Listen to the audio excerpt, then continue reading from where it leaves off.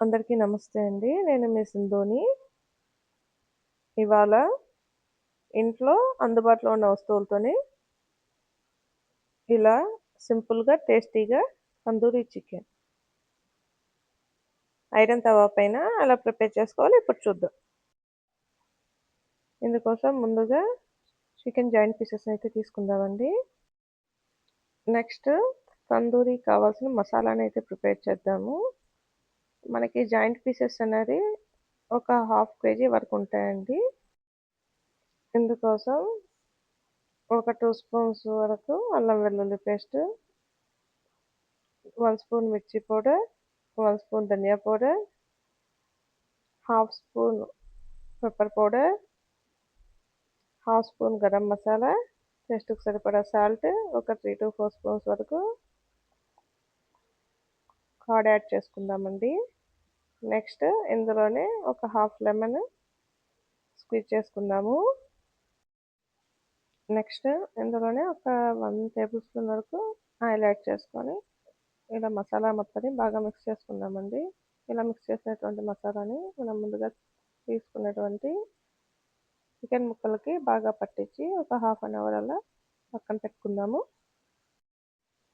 ఇలా చేయడం వల్ల మనకు మసాలా అనేది ముక్కకు బాగా పడుతుంది. ముక్క లోపల జ్యూసీగా, అవుట్ సైడ్ క్రిస్పీగా చాలా టేస్టీగా వస్తుందండి. నెక్స్ట్ స్టవ్ ఆన్ చేసుకొని ఇలా ఐరన్ ప్యాన్ తీసుకుందామండి. ఇందులో ఒక 3-4 స్పూన్స్ వరకు ఆయిల్ యాడ్ చేసుకుందాము. ఆయిల్ కొద్దిగా వేడైన తర్వాత ముందుగా మ్యారినేట్ చేసి పెట్టుకునేటువంటి తందూరి పీసెస్ని అయితే వేసుకుందామండి. ఇక్కడ మనము ఫ్లేమ్ను లో టు మీడియంలోనే ఉంచి స్లోగా కుక్ చేసుకోవాలండి. ఇలా ఇక్కడ నేను చూపించిన విధంగా రెండు వైపులా ఫ్లిప్ చేసుకుంటూ మీడియం ఫ్లేమ్లో ఉంచుకొని స్లోగా కుక్ చేసుకుంటే సరిపోద్దండి. మనకి ఇది కొంచెం టైం బీయింగేనండి, ఒక 30-40 మినిట్స్ అలా పడుతుంది. ఇలా మనము రెండు వైపులా ఫ్లిప్ చేసుకుంటా స్లోగా కుక్ చేసుకుంటేనే మనకు ముక్క లోపల నుంచి బాగా కుక్ అవుతుంది.